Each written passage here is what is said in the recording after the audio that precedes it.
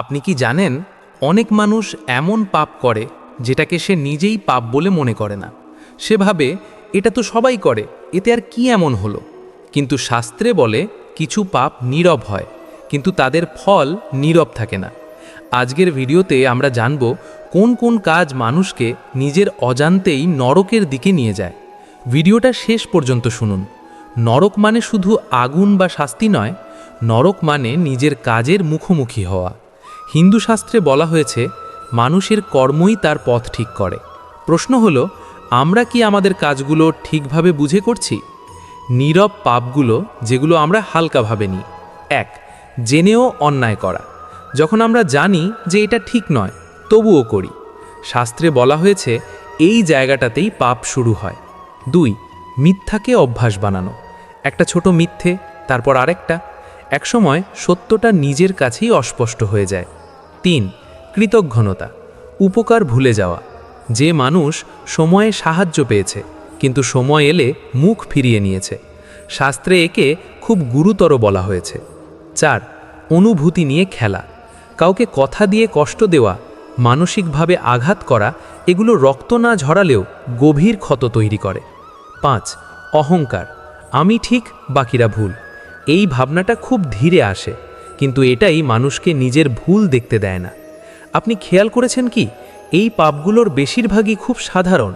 এগুলো করতে কাউকে খুন করতে হয় না, চুরি করতে হয় না। তবুও শাস্ত্রে এগুলোকে গুরুত্ব দিয়ে দেখা হয়েছে। কেন? কারণ এগুলো মানুষের ভিতরটা বদলে দেয়। অনেক শাস্ত্র বলে নরক শুধু মৃত্যুর পরে নয়, যখন শান্তি চলে যায়, অনুশোচনা বাড়ে, সম্পর্ক ভেঙে যায়, তখন মানুষ এই জীবনেই নরক অনুভব করে। আজ যদি আমরা একটু সচেতন হই, একটু দয়া রাখি, একটু সত্যের পথে থাকি, তাহলে কোনো নরক আমাদের জন্য তৈরি হয় না। এই কথাগুলো যদি আপনার মনে লাগে, মন্তব্যে লিখুন, আমি বুঝতে পারছি। মৌন কথা চ্যানেলের সাথে থাকুন। সনাতন ধর্মে বা হিন্দু ধর্মে পাপ হল কর্মের খারাপ ফল, যা মানুষকে দুঃখ ও কষ্টের দিকে নিয়ে যায়। কৃষ্ণ এই কর্মের ফলস্বরূপ দুঃখের কারণ হিসাবে উল্লেখ করেন। হিন্দু ধর্মে হত্যা, মিথ্যা কথা, অন্যের ক্ষতি করা, পরশ্রী এবং হিংসা করা, এই কাজগুলি প্রধান পাপ হিসাবে বিবেচিত। এছাড়াও নেশা, অবৈধ যৌনতা, জুয়া এবং মাংস খাওয়াকেও পাপ হিসাবে গণ্য করা হয়। হিন্দু ধর্মে পাপগুলি সাধারণত দুটি প্রকারের হয়। গুরুতর পাপ, এইগুলি হল হত্যা, অন্যের ক্ষতি করা, বিশ্বাস ভঙ্গ করা এবং ঈশ্বরের প্রতি অবজ্ঞা দেখানো। টাইমস অফ ইন্ডিয়া অনুসারে এই পাপগুলি কখনো ক্ষমা করা হয় না। ক্ষুদ্র পাপ, এইগুলি হল মিথ্যা কথা বলা, অন্যের প্রতি ঘৃণা প্রকাশ করা এবং খারাপ কাজ করা। এই পাপগুলি ক্ষমাযোগ্য, কিন্তু এর জন্য অনুতপ্ত হওয়া এবং ভালো কাজ করার চেষ্টা করা প্রয়োজন। কৃষ্ণ বিষ্ণুর অষ্টম অবতার, তিনি মানুষকে পাপ থেকে দূরে থাকতে এবং ভালো পথে চলতে উৎসাহিত করেন। তিনি ভগবদ্গীতা বা ভগবদ্গীতাতে কর্মের গুরুত্ব এবং ভালো কাজের মাধ্যমে মুক্তি পাওয়ার পথ দেখিয়েছেন। হিন্দু ধর্মে পাপ মোচনের জন্য কিছু উপায়ও আছে। প্রায়শ্চিত্ত, পাপের জন্য অনুতপ্ত হওয়া এবং ঈশ্বরের কাছে ক্ষমা চাওয়া। পূজা ও উপাসনা করা, নিয়মিত পূজা এবং উপাসনা করা। ধর্মীয় কাজ, ভালো কাজ করা, যেমন দান ধ্যান এবং অন্যকে সাহায্য করা। সৎসঙ্গ, ভালো মানুষের সাথে থাকা এবং তাদের কথা শোনা। এই উপায়গুলির মাধ্যমে মানুষ পাপ থেকে মুক্তি পেতে পারে এবং একটি ভালো জীবনযাপন করতে পারে। অনেকে বলে এই যুগে ভক্তি আর সম্ভব নয়। আবার কেউ বলে কলিযুগই নাকি ভক্তির সেরা সময়। তাহলে প্রশ্ন একটাই, কলিযুগে ভক্তি সহজ না আগের যে কোনো যুগের থেকে কঠিন? আজ আমরা তর্ক করব না, আমরা শুনব শাস্ত্র কি বলে। সত্যযুগ, ত্রেতা আর দাপরে মানুষ কঠোর নিয়মে ভক্তি করত। আজ কলিযুগে মন অস্থির, সময় কম, বিশ্বাস দুর্বল। তাহলে এই যুগে ভক্তি কি আদৌ সম্ভব? শাস্ত্রে বলা হয়েছে কলিযুগ দোষে পূর্ণ হলেও এই যুগেই আছে এক মহাগুণ। সেই মহাগুণ হল নাম স্মরণ। আগের যুগে হাজার বছর তপস্যা, কঠোর ব্রত আর কঠিন যজ্ঞ করতে হতো, কিন্তু কলিযুগে একবার সত্য মন থেকে নাম নিলেই পথ খুলে যায়। কঠোর তপস্যা দরকার নেই, জটিল যজ্ঞ দরকার নেই, পাহাড়ে বা জঙ্গলে যাওয়ার দরকার নেই। শাস্ত্র বলে, যেখানে ভক্ত সেখানেই ভগবান। এই কারণেই কলিযুগে ভক্তি সহজ। তবু আমাদের কাছে ভক্তি কঠিন লাগে, কারণ মন বারবার ভেঙে যায়, ভোগের টান বেশি, ধৈর্য খুব কম। ভক্তি সহজ, কিন্তু মন প্রস্তুত নয়। অনেকেই ভাবে ভক্তি মানে ঘণ্টার পর ঘণ্টা পূজা, কিন্তু ভক্তি মানে সত্য বলা, ভক্তি মানে অহংকার কমানো, ভক্তি মানে দয়া আর মানবতা ধরে রাখা। এই ছোট কাজগুলোই কলিযুগের বড় ভক্তি। প্রতিদিন একটু নাম স্মরণই যথেষ্ট। কাজের মাঝেই ঈশ্বরকে মনে রাখা ভক্তি।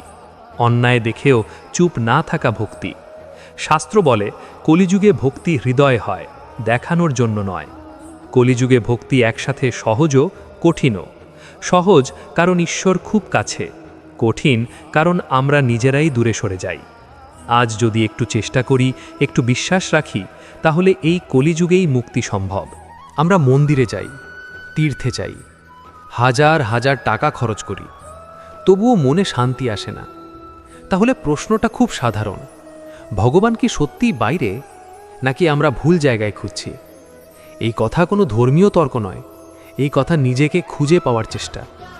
ছোটবেলায় আমাদের শেখানো হয় ভগবান মন্দিরে থাকেন, মূর্তিতে থাকেন, কিন্তু বড় হয়ে দেখি মন্দিরে গিয়েও মন ভরে না। তাহলে সমস্যা ভগবানে নয়, সমস্যা আমাদের খোঁজায়। উপনিষদ বলে, যে বাইরে খোঁজে সে ভগবানকে হারায়, যে ভেতরে খোঁজে সে নিজেকে পায়। ভগবান কোনো জায়গায় বন্দী নন, তিনি চেতনা। মন্দির ভগবানকে পাওয়ার জায়গা নয়, মন্দির হলো মনকে থামানোর জায়গা। যদি মন বাইরে ছুটে যায়, তাহলে মন্দিরও শুধু দেয়াল হয়ে যায়। মানুষ বাইরে খোঁজে কারণ বাইরে খোঁজা সহজ, ভেতরে তাকানো কঠিন। বাইরে তাকালে দোষ দেওয়া যায়, ভেতরে তাকালে নিজের ভুল দেখতে হয়। বাইরে তাকালে ফল চাওয়া যায়, ভেতরে গেলে নিজেকে বদলাতে হয়।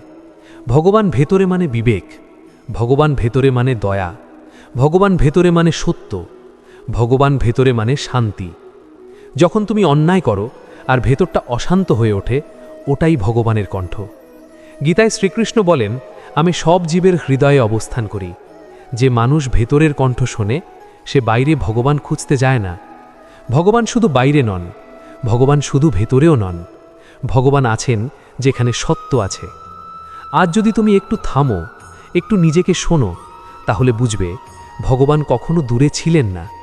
যদি এই কথা মনে লাগে, তাহলে মনে মনে বলো, আমি ভেতরে তাকাবো।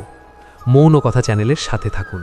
অনেকে বলে একবার নাম নিলেই সব পাপ কেটে যায়, আবার কেউ বলে এটা সব ভণ্ডামি। তাহলে সত্যিটা কি? একটু নাম করলে কি সত্যিই হাজার পাপ কাটে, নাকি এটা শুধু শোনার কথা?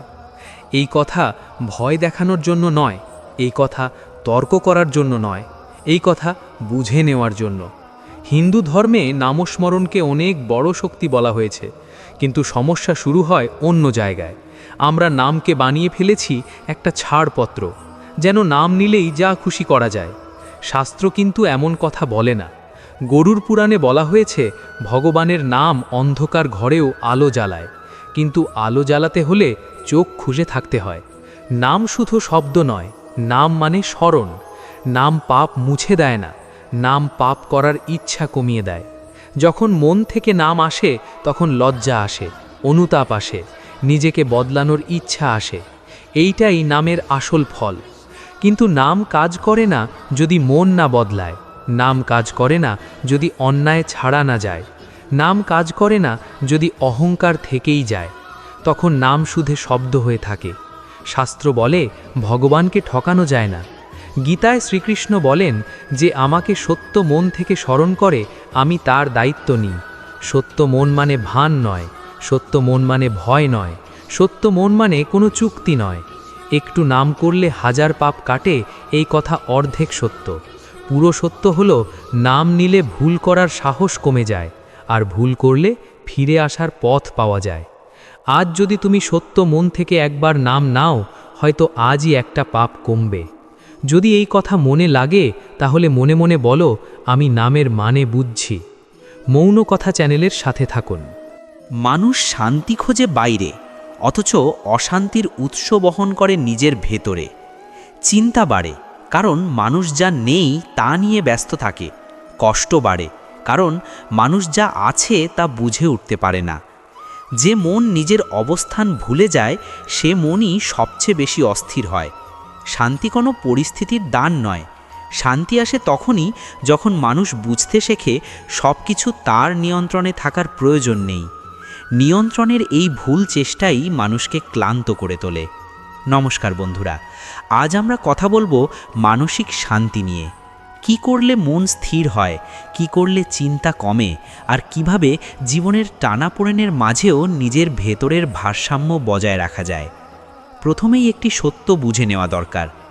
মানুষ যতক্ষণ ফলের দুশ্চিন্তায় কর্ম করে ততক্ষণ তার মন শান্ত হতে পারে না, কারণ ফল ভবিষ্যতের বিষয়, আর মন বর্তমানেই বাস করে। বর্তমান ছেড়ে ভবিষ্যতে বাস করলে অস্থিরতা স্বাভাবিক। কাজ করা মানুষের দায়িত্ব, ফল গ্রহণ করার সময়ের নিয়ম। এই সীমারেখা যে বুঝে ফেলে, তার মন ধীরে ধীরে ভারমুক্ত হয়। চেষ্টা করো সম্পূর্ণ মন দিয়ে কাজ করতে, কিন্তু ফল নিয়ে নিজেকে শাস্তি দিও না। আরেকটি বড় কারণ যা শান্তি নষ্ট করে, অপ্রয়োজনীয় তুলনা। একজন মানুষ অন্যের জীবনকে নিজের মাপকাঠি বানালে নিজের পথ হারিয়ে ফেলে। প্রত্যেকের যাত্রা আলাদা, প্রত্যেকের গতি আলাদা। যে এই সত্য মেনে নিতে পারে, তার মনে হালকা ভাব আসে। আসক্তি মানুষের শক্তি নয়, দুর্বলতা। ভালোবাসা আর আসক্তি এক জিনিস নয়। ভালোবাসা স্বাধীন করে, আসক্তি বেঁধে ফেলে। যেখানে ভয় আছে হারানোর, সেখানে শান্তি থাকতে পারে না। তাই আঁকড়ে ধরা নয়, গ্রহণ করতে শেখাই মানসিক শান্তির পথ। রাগকে মানুষ শক্তি ভাবে, অথচ রাগ আসলে অক্ষমতার প্রকাশ। যে মন নিজেকে সামলাতে পারে না, সে মন পরিস্থিতিকে দোষ দেয়। রাগ কমে তখনই যখন মানুষ বুঝতে শেখে সব কিছু নিজের মতো হবে না, আর সেটাই স্বাভাবিক। ক্ষমা দুর্বলতার লক্ষণ নয়, ক্ষমা মানে নিজের মনের বোঝা নামিয়ে রাখা। যে ক্ষোভ ধরে রাখে, সে নিজেকেই শাস্তি দেয় প্রতিদিন। ক্ষমা মানে ভুলকে সমর্থন করা নয়, ক্ষমা মানে নিজের শান্তিকে অগ্রাধিকার দেওয়া। নীরবতাকে ভয় পেও না। সব প্রশ্নের উত্তর শব্দে আসে না, কিছু উত্তর আসে থেমে গেলে। মন যখন ক্রমাগত শব্দে, চিন্তায়, অভিযোগে ভরা থাকে, তখন সত্য ধরা দেয় না। আরেকটি গভীর বিষয় মনে রেখো, নিজের সত্য থেকে পালালে শান্তি পাওয়া যায় না। যে মানুষ নিজের ভিতরের কণ্ঠস্বরকে অস্বীকার করে শুধু অন্যের প্রত্যাশা মেটাতে বাঁচে, তার মন ধীরে ধীরে শূন্য হয়ে যায়। মানসিক শান্তি কোনো একদিন হঠাৎ এসে পড়ে না, এটা গড়ে ওঠে প্রতিদিনের ছোট ছোট সিদ্ধান্তে। কখন ছাড়তে হবে, কখন থামতে হবে, আর কখন নিজেকে বোঝাতে হবে যে সব কিছু নিজের হাতে থাকা প্রয়োজন নেই। এই উপলব্ধিগুলোই ধীরে ধীরে মনকে স্থির করে।